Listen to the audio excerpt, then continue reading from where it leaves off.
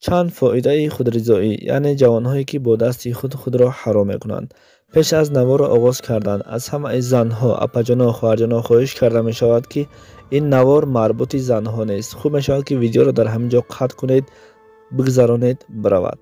و بعدا مردها، جوانهایی که اولادار هستید، در فدراسیون روسیه کار میکنید و همون مردانگی شما الکی ضعیف شده است. ضعیف یعنی چی؟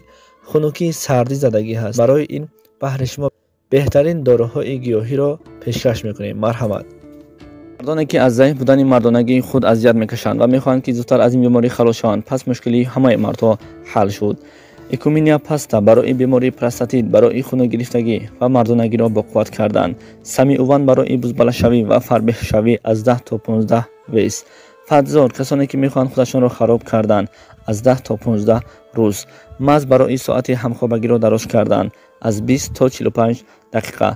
جوانهایی که میخوان ریش برارند و شخصانی که موی سرشان میریزد، مینوکسیدیل نتیجه اش را در طول 3 ماه میبرارد. شرکت داروهای گیاهی همراه شماست و تمام شهر روسیه دستکه داریم و کسانی که میخوان ای مترو دسترس کنند، پس تا مترو دستکه ما بپول است. و از جوانهایی که حالا اولادار نشدند و دست به این کار میزند، خواهش میکنیم که گوش کنند و آگاه باشند. السلام علیکم تماشاگران عزیز و هواداران شبکه کاروان عمر. جوانهایی که شرایط اولادار شدن را ندارند چی باید کنند؟ در حدیث پیامبرمان محمد صلی الله علیه و سلم گفتند: ای مردانی که به بلاغت رسیده اید، اگر امکانیت داشته باشید اولادار شوید، زن گیرید. یعنی برای جوانهای بیزن برای دست به کارهای حرام نزدن اولادار شدن را تعیین کردند. در همین وقت یک جوان از جایش خسته گفت: شخصانی که امکان ندارد، یعنی برای اولادار شدن جوانهایی که شرایط ندارند، آنها چیکار کنند؟ پیامبرمان محمد صلی الله علیه و سلم جواب دادند: برای اولادار شدن جوانهایی که شرایط ندارند روزه گیرند. گفتند: البته شخصی که روزه می دارد شهوتش پست می شود.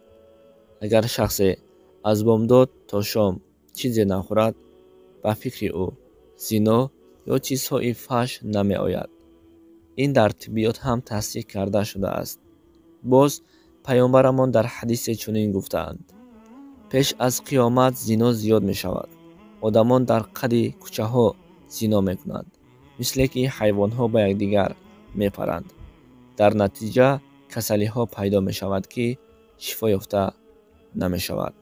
البته دوستان عزیز، در باره زنا و کسلی پیدا می شود که 100% او دیگر شفا ندارد. یعنی این کسلی هست که سپید نام دارد.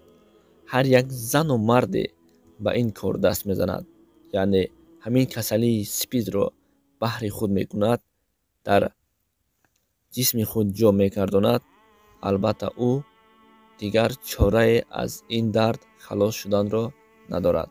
این هم یک دلیل هست که عاقبت بد و دست به کارهای حرام زدن و عاقبت بدترین زنا با همین بیماری سپید دچار شدن آن شخصی هست که دیگر شفا یافتن آنها غیر امکان است. همه ایما میدانیم که مرد و زنی که به بیماری سپید گرفتار می شود، دیگر آنها هیچگاه مثل پیشتر سلامتی خود را داشته نمی توانند.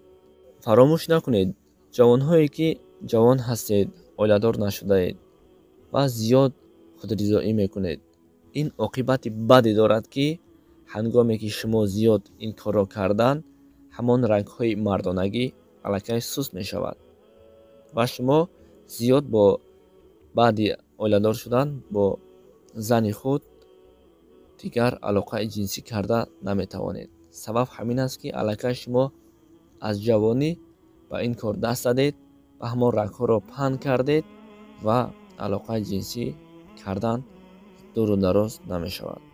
از همین سبب دست به این کار نزنید و جوانهایی که شرایط دارید زن گیرید و از این کاری بعد دور باشید. و از این بیماری که بعضی جوانها از دیگر زنها به خود میگیرند و زنها از دیگر مردها به خود میگیرند. عاقبت کار حرام همین است. السلام علیکم و رحمت الله و برکاته.